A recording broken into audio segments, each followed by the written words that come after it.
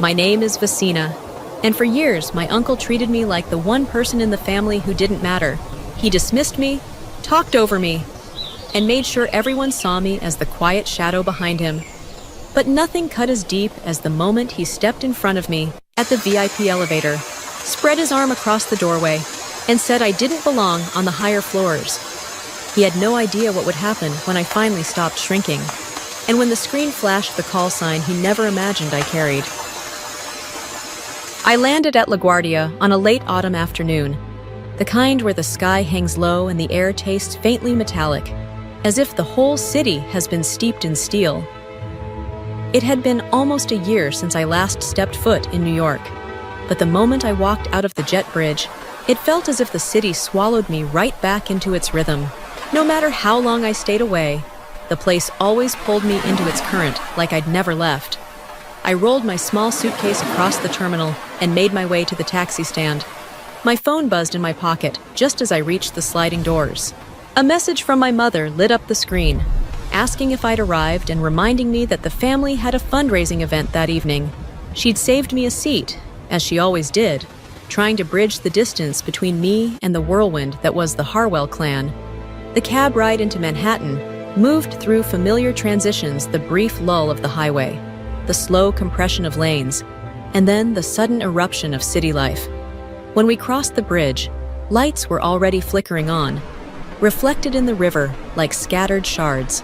I leaned back against the seat, feeling the ache of 3 straight days of meetings still lingering behind my eyes. Washington had been relentless, and the thought of stepping into another crowded room felt heavier than the luggage at my feet. The fundraiser was set on a rooftop along West 57th Street. I'd heard pieces about it through family texts, mostly that my Uncle Mason would be one of the event's highlights. Something about him being involved in a project that had impressed someone somewhere. That was typical for the Harwells. A small success became a story, and a story became a saga. They thrived on gatherings, big or small, where there were hands to shake and glasses to raise. It was a rhythm I'd grown up inside but learned, over time, to observe from a slight distance. I let the city slide past my window streets, thinning into shadows, honking cabs darting like restless birds, pedestrians bundled in coats crossing against the wind. New York had a way of being too loud and too lonely at the same time. A contradiction I understood far too well. I didn't mind returning for brief stretches, but I no longer belonged to the constant blaze of it the way I once did. The taxi slowed as we approached the building. A bright neon sign flashed from the rooftop entrance canopy, casting shifting colors across the sidewalk. I stepped out into a gust of cold air, my breath catching in the sudden chill. I tightened my coat, brushed my hair from my face, and took a moment, just one slow breath, to steady myself. Another night, another Harwell gathering. I walked toward the elevator that would take me up to the rooftop, unaware that the next few days would upend the fragile balance of our family and redefine my place within it in ways I couldn't yet imagine. The rooftop was already alive when I stepped out. Clusters of guests gathered under warm light, their laughter rising and falling with the chill of late autumn air. I spotted my mother near the railing and moved toward her. Her familiar embrace steadied me for a moment, until a voice cut through the crowd with the kind of volume meant to dominate a room. "Mason!" He stood at the center of a small circle, animatedly reenacting some dramatic moment where he supposedly rescued a Federal Reserve team from a major technical breakdown. His hands moved as if he were defusing a bomb. I paused long enough to let it register. He always needed an audience, no matter how much truth was sacrificed to get one. When he finally noticed me, he lifted his champagne and announced that no one should expect anything exciting from me, since my days were spent buried in dull tasks. The guests laughed politely. I smiled back, but his eyes carried something sharper, an unease disguised as arrogance. Before I could step away, he threw an arm around my shoulder and declared he'd be escorting the entire family into the Federal Reserve that weekend. Said he had access almost no one else could get. The words hit me like a cold draft. No one makes promises like that unless they're reckless or lying. A man nearby, likely a coworker, shot him a quick, disapproving glance before turning away. That glance told me everything. Later, when I checked my phone, A triple encrypted notification appeared, clearance Sapphire activated. Sync within 72 hours. Above me, the rooftop lights flickered. Mason was boasting about authority he didn't have. And I had just been granted access he had no idea existed. Something beneath the surface was shifting. The next morning, I met my mother at a cafe on Lexington. We talked over coffee, the usual small things, and she mentioned Mason's upcoming tour like it was an exciting family outing. I nodded, letting the conversation move on, though a tight pull formed in my chest. Instinct has a way of warning you before logic catches up. By Saturday, everyone was gathered outside the Federal Reserve Bank of New York, its heavy stone facade towering above us. Mason stood out front, coat buttoned, lanyard on display, positioning himself like someone leading a delegation. At the checkpoint, a guard scanned my ID. His eyes flicked up with a hint of recognition, but before he could say a word, Mason stepped between us and insisted I was with him. The guard closed his mouth, but doubt lingered in his expression. Inside, Mason narrated confidently as he guided the family forward, tossing out explanations that didn't match the building's actual security structure. At the second checkpoint, his badge triggered an odd tone, prompting the staffer to question his access level. Mason brushed it off, claiming he'd been cleared to go farther. The staffer hesitated, then grudgingly allowed us through. When we reached the elevator bay, 2 sets of buttons greeted us: employee access and restricted floors. Mason planted himself before the restricted elevator, hand hovering like he belonged there. He insisted the best part of the tour was above. I stayed still. He wore authority like an accessory. While mine had to stay hidden, something was coming. I could feel the shift in the airs. Inside the Federal Reserve, the air carried that familiar cold metal scent, sharpened by the constant hum of conditioned airflow. I walked in the middle of the family cluster, keeping my eyes on each checkpoint we passed, and every glance exchanged between staff. Mason strode ahead, as if the corridor belonged to him, his voice echoing off the stone walls while he promised that he knew plenty of people upstairs. The confidence in his tone only made the back of my neck tighten. In buildings like this, overconfidence was never a good sign. At the third checkpoint, his badge scanner flickered before displaying a blunt message, "Limited Elvale 1 verified." The guard lifted his head, puzzled, and informed him he was cleared only for public compliance. Mason brushed it off with the kind of casual arrogance he'd perfected, claiming a supervisor had already approved a wider route. The guard stared long enough that I could see the wheels turning. But in the end, he let us pass, not out of respect, but hesitation. It wasn't authority that carried us forward. It was doubt. On the third-floor hallway, Mason abruptly turned toward a passage that led to the 4th floor, a place no consultant should be near. I lowered my voice, reminding him he wasn't authorized up there. He shot me a sharp little smile, the kind meant to put someone back in their place, insisting he'd worked in the building long enough to know where he was going. His tone made it clear he didn't see me as someone who understood the terrain at all. We approached the elevator banks, where public access lifts split off from the operations' internal elevators. Mason gathered the family in front of the restricted side, planting himself before the call button with his chest pushed out, shoulders tight, gaze fixed ahead, as if he belonged among the people who actually worked behind those doors. A nearby guard glanced toward me, clearly preparing to speak, but Mason cut him off with a dismissive assurance that I was with him. The guard hesitated, eyes lingering on me with a flicker of recognition I couldn't ignore. Not curiosity, something closer to acknowledgement. Mason spread his hand in a gesture that resembled a command and told everyone to follow his lead. Excitement rippled through the group as though he were granting them some coveted privilege. I stayed quiet, watching the way he positioned himself, all tense pride and borrowed confidence. Then he turned toward me, voice low and clipped, ordering me to step aside because he supposedly understood this place far better than I did. A Fed employee walked up to unlock a nearby barrier, and when his gaze landed on me, he paused, noticing something, calculating it, respecting it. He said nothing, but the weight of that look told me a line I'd avoided crossing was drawing closer. I knew something was coming. I just didn't yet know how far the shockwave would spread.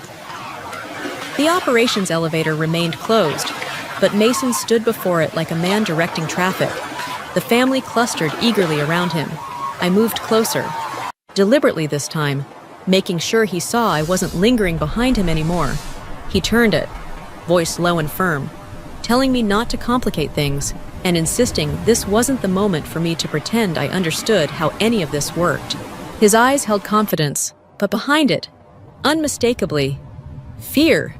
We both knew he had no right to be here. A group of operations staff approached, their pace purposeful. One of them asked who had summoned the elevator, since no guided visits were scheduled for the day. Mason answered with theatrical ease, claiming he had permission. One of the staff exhaled so quietly, I almost missed it. But the sound tightened something deep in me. My younger cousin leaned in, whispering a nervous question about why the staff kept looking at us the way they did. I didn't respond. The truth was too tangled to explain in a hallway full of cameras and silent witnesses. When the panel above the elevator lit with secure authentication required, Mason shot me a smile that felt like a warning. He told me I was about to learn what real privilege looked like. It wasn't a line for the family. It was a challenge aimed squarely at me, as if he needed me to watch him win. But then he scanned his badge. A red flash. A long, sharp tone. Invalid for this sector. Silence thickened the hallway. Mason's eyes darted sideways, searching for an excuse, before he forced a laugh and blamed a system glitch. In a building where every access point was rigorously maintained, the lie landed like a thud. I stepped forward, not to save him, not to escalate, just to take the place I'd stepped away from for years. My hand settled near the sapphire clearance card inside my coat, and a realization settled with it.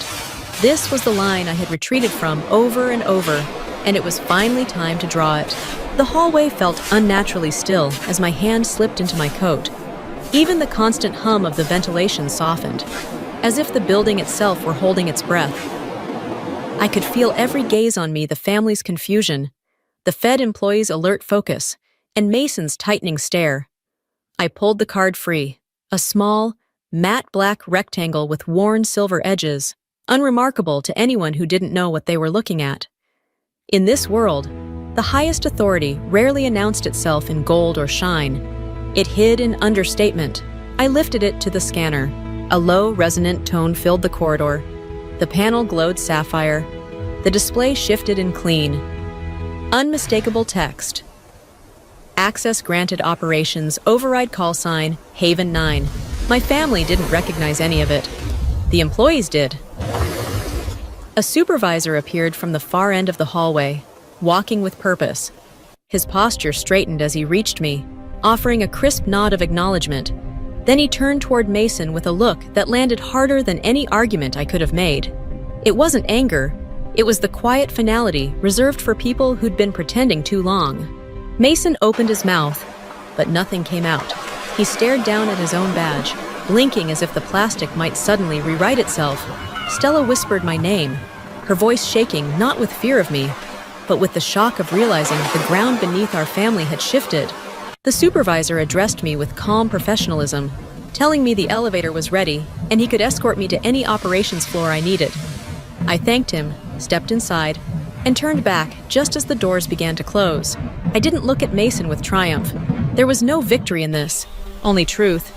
Finally standing where it belonged, operations level was quiet in the way only secure floors can be: thick walls, muffled air, every sound absorbed.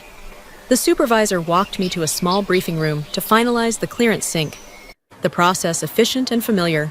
Mason wasn't allowed anywhere near this floor, and for a moment I thought the confrontation was behind me. But when I returned to the third floor, he was waiting, braced against the wall, hands curled tightly, shoulders rigid. The elevator doors opened, and he moved toward me in a single, strained step. Why one word, sharp and raw, carrying a tremor he couldn't hide. I met his eyes, really met them for the first time in years. Beneath the bluster, I saw panic fighting to stay contained. He spoke through clenched teeth, insisting I understood how the family saw him, how much weight his role carried. I let the words fall between us without answering. His fear wasn't mine to hold. He struck his palm lightly against the stone wall, voice cracking as he said I shouldn't have scanned that card in front of them, that I'd humiliated him. The tremor of impact traveled through the floor. I answered evenly, telling him I'd only exercised my own clearance, that nothing I did diminished his. He shook his head, eyes reddening, and admitted the truth he'd always shielded behind arrogance, that being near me made him feel small. Hearing it aloud stung in a way I wasn't prepared for, not out of guilt, but out of the years wasted avoiding a wound neither of us named. I told him I never shrank him. He simply refused to see his real size. Footsteps echoed from the corridor.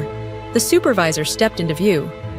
Having heard more than enough, his voice was steady as he informed Mason that any conversation involving attempts to exceed authority must be documented. Mason froze, realization breaking fully across his face. There was no more pretending, no more stories to stretch, just the truth, laid bare in a place that allowed no illusions.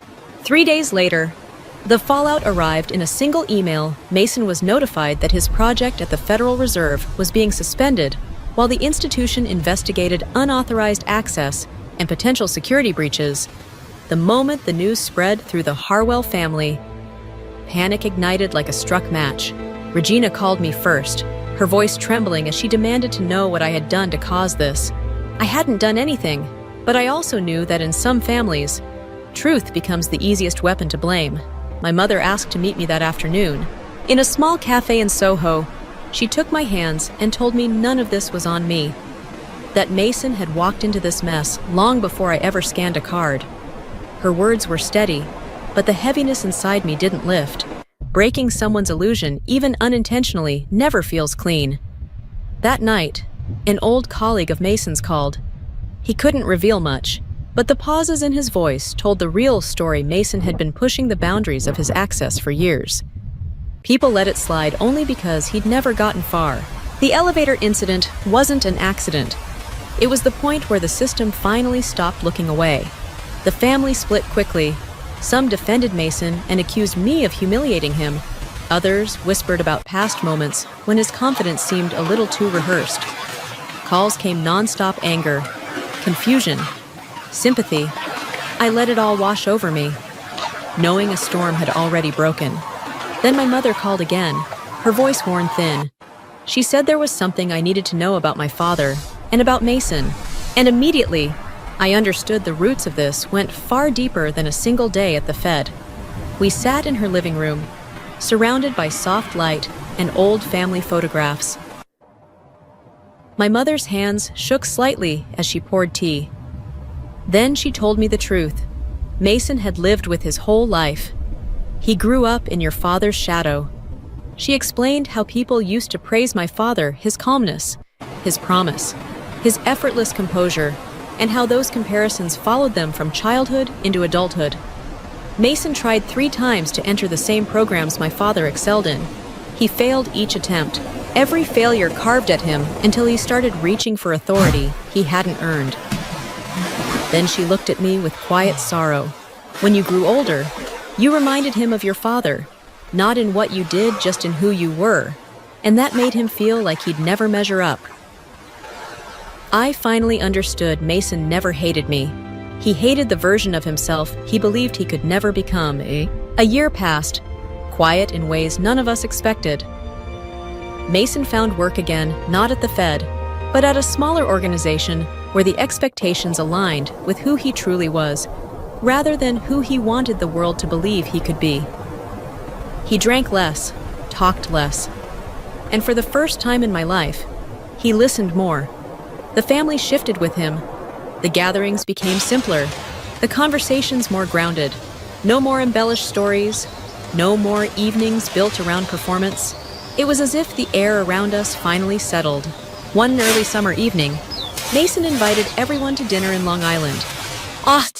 The gathering was small, only a handful of relatives seated around a modest backyard table. No stage, no spotlight, just the hum of insects, the clinking of glasses, and the ocean breeze drifting through the screen door. When we raised our glasses, Mason stood. His expression was stripped of the familiar bravado, replaced by something quieter and far more honest. He said he needed to acknowledge something that I hadn't made him smaller. I had only revealed how much he had inflated himself.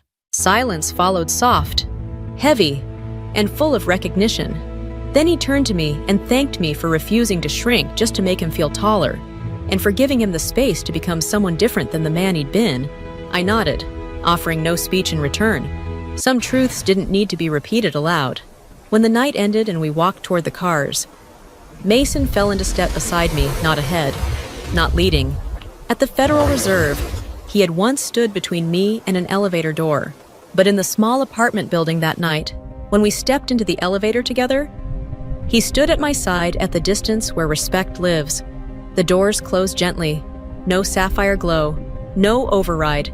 Just two people who had finally learned the truth about themselves and about each other, and about each other, and about each other, and about each other, and about each other, and about each other, and about each other, and about each other, and about each other, and about each other, and about each other, and about each other.